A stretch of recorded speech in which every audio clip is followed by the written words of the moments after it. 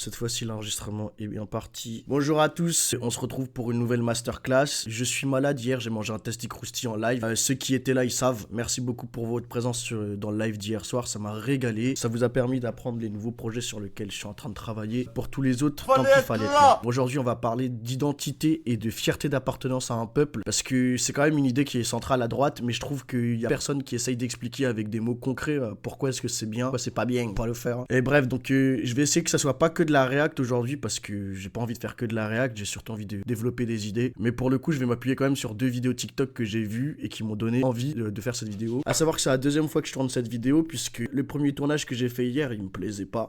Ça manquait de rythme, donc je recommence. Là, il y aura un peu plus de seum, un peu plus de clash. J'ai la voix malade, je suis désolé. Ah non, attendez, j'allais oublier la petite tradition. Je vais commenter 2-3 messages que j'ai vu passer qui m'ont fait plaisir. On a Svanake qui a dit: le braque qui parle d'office dans mes chaînes YouTube préférées, c'est sublime, par pitié continue. Grand merci la team. Vous savez qu'une des raisons pour lesquelles j'ai pas commencé YouTube avant, c'est que je stressais de fou. Je me suis dit là-bas les gens ils vont me prendre pour un rigolo ou un bouffon, ce que je suis. Et donc voilà, je vois que ça plaît aux gens. D'ailleurs j'en profite pour vous dire merci beaucoup pour les statistiques que vous m'offrez sur chacune des vidéos. Il y a du monde qui like, qui commente, qui repartage. Là maintenant le seul truc qui manque visiblement c'est l'algorithme, puisque les statistiques elles sont excellentes. À chaque fois il y a 400 commentaires, il y a des milliers de likes. Je comprends pas pourquoi est-ce qu'on fait pas plus de vues. Donc maintenant quand vous commentez, vous mettez pas référencement, vous mettez le buzz, parce que là on est là clairement pour le buzz. Tout faire pour signer avec Jubuzz d'ailleurs dans les prochaines Mazel tov Jubuzz. Donc bref, commentez pour le buzz et on ira très haut ensemble. Et deuxième commentaire de Preda666 qui nous dit: je remercie l'algo YouTube de m'avoir proposé cette destruction en bonne et due forme. J'ai l'impression de retrouver cette vibe Raptor dissident à ses débuts quand il infligeait des PLS sur PLS. Les gars, c'est tellement la ligne. J'ai pas envie de faire du Raptor dissident de Wish parce que je pense que j'ai quand même une identité un peu différente de la sienne. Mais grosso modo, le contenu que j'ai envie de créer sur YouTube, c'est vraiment redonner cette sensation aux gens que j'ai connue il y a 10 ans en cliquant sur les premières vidéos du Raptor. Si ça fonctionne bien,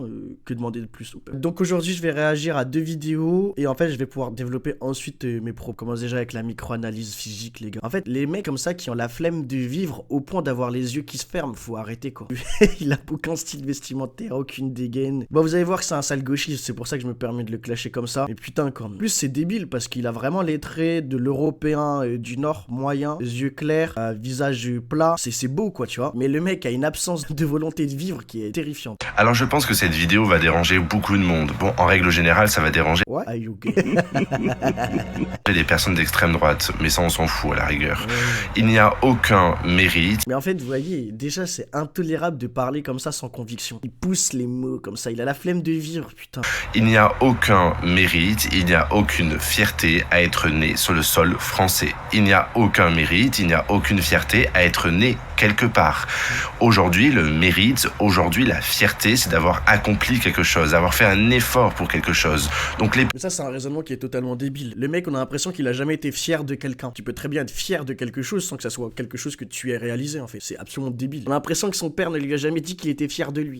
Quand tu lui dis que t'es fier de quelqu'un, tu n'as rien fait pour cette personne. Tu te rends juste compte que ce qu'il a fait, c'est quelque chose que tu admires ou que tu respectes et qui procure chez toi un sentiment de fierté. C'est exactement la même chose en fait quand les gens ils disent qu'ils sont français. Oui, ils ont rien fait pour être français, mais en fait quand ils contemplent ce que leurs ancêtres ont fait, il y a un sentiment qui naît dans leur cœur qui leur fait dire waouh, c'est incroyable et je suis fier d'eux. Petits patriotes 2.0 qui sont en train de nous dire que être français, c'est être fier de la France et être fier d'être français, c'est du bullshit, c'est du n'importe quoi. Parce que aujourd'hui, D'ailleurs, je tiens à préciser, hein, pour l'instant, il n'y a aucun argument. Là, il donne juste son avis. En fait, il a même pas défini ce que c'est que la fierté. Vous allez voir que c'est récurrent chez les personnes qui ont un raisonnement de 2 de QI. Ils sont incapables de définir les notions qu'ils mettent en jeu. Et c'est très important de le souligner. Par exemple, quand on vous entend parler de racisme systémique, les gens sont incapables de définir ce que c'est qu'un système. Parce que s'ils étaient capables de définir ce que c'est qu'un système, et bien en fait, ils comprendraient que le racisme systémique en France, ça n'existe pas. Et là, c'est exactement la même chose. Le mec ne sait visiblement pas définir la fierté. Et pourtant, il vous pond une vidéo de 1 minute 11 sur le sujet, sans un seul argument, sans aucune explication, sans aucune définition. Seules personnes qui peuvent être fiers,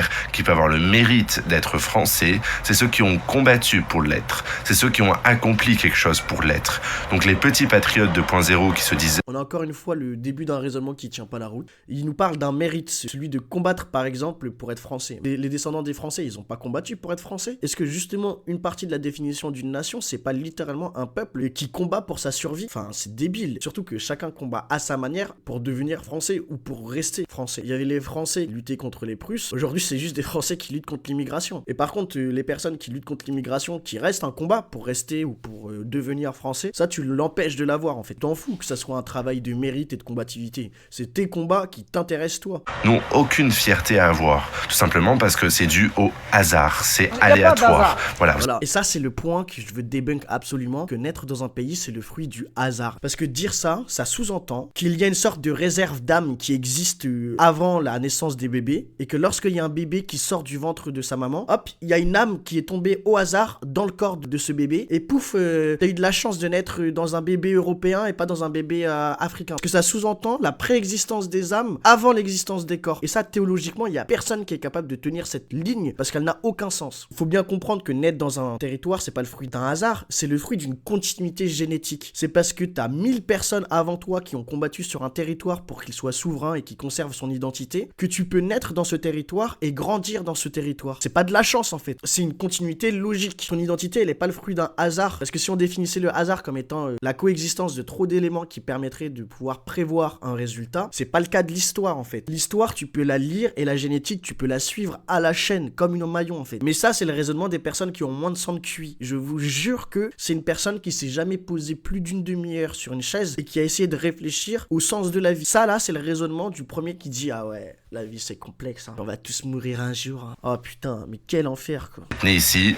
tant mieux pour vous. Mais il n'y a aucune fierté parce que vous n'avez rien fait pour être né ici.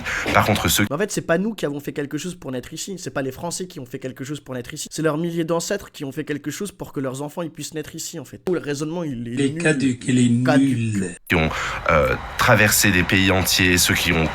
Voilà, maintenant on continue. Parce que en fait, t'as traversé la Méditerranée, le Sahara et 3 pays en guerre parce qu'il y a des génocides dans ton pays d'origine. Que t'es plus français que le mec qui a ses ancêtres qui sont nés ici. Mais quel enfer. J'ai payé des impôts pendant 5 ans ici. Je suis plus français que vous.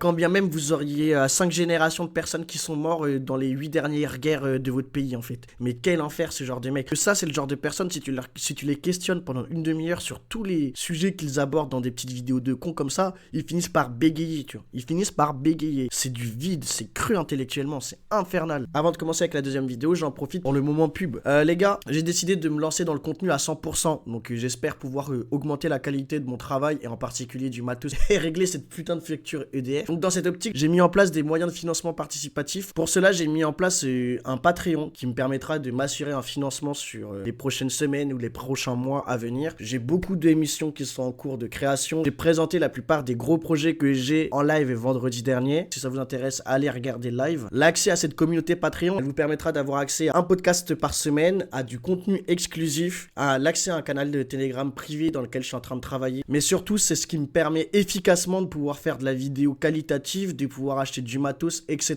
Donc s'il y a des gens qui sont intéressés pour m'aider de la manière la plus efficace, le lien de mon Patreon, il est en description de cette vidéo. On va pouvoir reprendre. Alors, du coup... Les gens médiocres, ils vont se cacher derrière le nationalisme ou le racisme pour se sentir supérieur.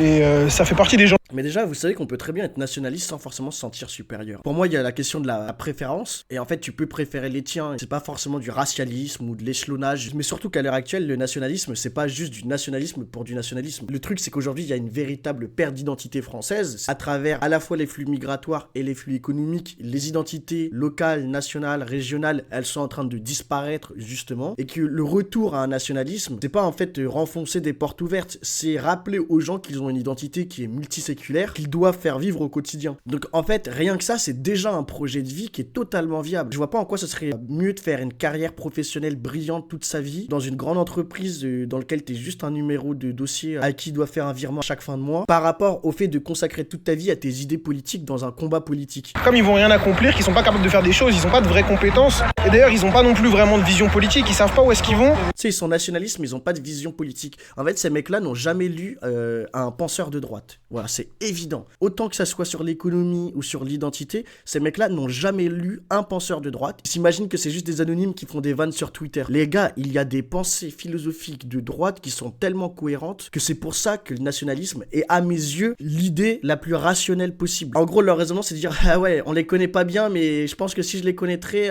ça volerait pas haut, donc Putain, c'est la honte, quoi. Capacité, ils vont rien accomplir de concret dans leur vie, ils ont même pas vraiment de vision politique, tout ce qu'ils peuvent faire c'est... C'est consacrer toute ta vie à un engagement politique, c'est pas faire quelque chose de concret selon ces personnes-là. Se rattacher derrière un navire identitaire de ce que leurs ancêtres auraient fait, sauf qu'elle redescend, c'est fini. Commence par construire une... Ce raisonnement, il est encore plus débile. Ce que vous faites tes ancêtres, là, c'est glorieux, hein, mais mec, c'est fini, abandonne le combat. T'es en train de me dire que ton combat, c'est relancer l'idée que ton peuple, il peut refaire des grandes choses.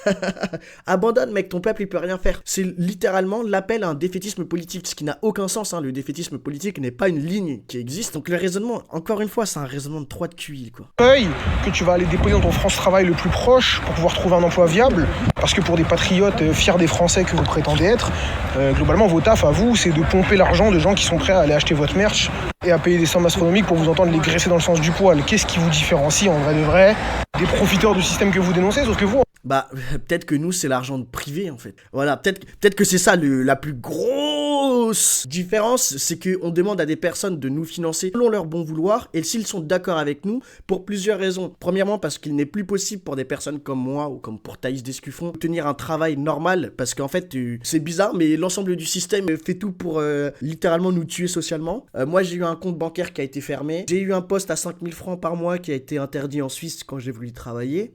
Donc en fait, évidemment, que oui, on cherche des moyens de financement qui permettent de ne pas vivre au crochet de l'État. Parce que vous, les gauchistes, les personnes que vous soutenez, c'est des personnes qui sont payées par le contribuable. C'est-à-dire que c'est nous, quand on remplit notre petite ligne de l'URSSAF, quand les personnes ils payent des impôts là et qui sont taxés à 70% de la valeur de leur travail, c'est pour financer des mecs dont le CNC va donner 200 000 € pour la Zawa Prod en fait. Peut-être que la différence elle est juste là. Et pour toi, peut-être que tu la différencies pas parce que tu comprends pas la distinction qu'il y a entre valeur privée et valeur publique, mais c'est pas notre souci en fait. Et c'est toujours ça les gauchistes. Ils essaient de venir vous faire des leçons de morale, soit ils connaissent pas les sujets qu'ils veulent aborder, comme on a pu le voir dans les dernières vidéos que j'ai vues, soit ils font preuve d'une telle mauvaise foi que ça n'a même pas de sens de discuter avec eux. Mais pour revenir au sujet de l'identité et de la fierté de l'appartenance. En fait, lorsqu'on est le maillon d'une chaîne et qu'on a conscience de faire partie de cette chaîne, là je parle d'une chaîne génétique, mais c'est évident qu'on peut avoir une certaine fierté. Encore plus lorsqu'on se rend compte de la dinguerie monumentale que l'histoire de France elle a produite. Par exemple, il y a des trucs tout cons, mais moi depuis que j'ai quitté Paris, je me suis rendu compte à quel point à l'échelle locale, les gens ils sont attachés à leur patrimoine. Et pas que culinaire, mais ça peut être culturel, ça peut être festif, ça peut être religieux, ça peut être linguistique. Quand tu vas à Saint-Malo, tu te rends compte que les mecs, ils sont malouins. Quand tu vas en Bretagne, tu te rends compte que les mecs, ils sont bretons. Et quand tu leur parles de ce que c'est que les bretons, ils sont capables de pouvoir t'expliquer une généalogie, une histoire produite par et pour les bretons. Moi, depuis que je suis dans le sud, en Avignon, je me rends compte que tout ce qui est les férias, les boguedas, ou les bagodos, les bégodos, bref, les fêtes traditionnelles du sud, là, les fêtes de village, etc. C'est des mecs qui ont conscience de qui ils sont, qui ont envie de le faire vivre et qui ont envie de le transmettre. Et c'est ce sentiment-là qui est un sentiment de fierté. Quand t'es entouré de mecs qui vivent comme toi, qui pensent comme toi, qui parlent comme toi, ça donne une société de confiance. Et cette société de confiance, c'est une société dans laquelle tu es heureux. Tu n'as pas à devoir fermer ta porte de chez toi parce que t'as peur de te faire cambrioler. Dans une tranquillité qui permet de pouvoir t'épanouir dans ton travail, dans tes idées philosophiques, dans ta recherche du bonheur, dans ta spiritualité. Bref, tous ces éléments, ils permettent de faire des sociétés heureuses. Donc les raisonnements, c'est que pour avoir une société heureuse, il faut une société de confiance. Pour avoir une société de confiance, une société homogène. Pour avoir une société homogène, il faut une société qui a conscience d'elle-même. Et pour avoir conscience de soi-même, c'est un roman national sur lequel se baser pour apprendre qui on est. Le raisonnement, il est extrêmement simple. Mais en réalité, avec les gauchistes, il faut leur prendre la main à ce niveau-là pour qu'ils comprennent pourquoi est-ce qu'on pense comme ça. Bon, désolé, je suis un peu malade, j'arrive pas trop à avoir des idées extrêmement claires et structurées. Je sais pas si on va s'en rendre compte au montage. En tout cas, je vous remercie pour avoir regardé cette vidéo. Je vous rappelle que si vous voulez m'aider de manière la plus efficace, il y a le lien de mon Patreon en commentaire de cette vidéo. Ça m'aiderait énormément. Je vous remercie déjà d'avance pour ceux qui le feront. Je vais profiter que pour l'instant, il n'y ait pas beaucoup de personnes pour pouvoir le faire oralement. Donc un grand merci déjà à Léon Barge, dont je vous mets un screen de la chaîne YouTube juste ici, qui a été mon tout premier abonné payant, donc merci beaucoup. Et je remercie du coup Nec Finance, Raphaël, Franck d'Anvers et Chub pour leurs abonnements. Merci à vous les gars, vous êtes les premiers de cette communauté avec lequel je vais pouvoir aller très loin. Donc un grand merci. Pour les autres, n'hésitez pas à faire du commentaire, du like, du repartage, en parler à vos entourages de mes vidéos. C'était le Braque, le meilleur noir de France au final.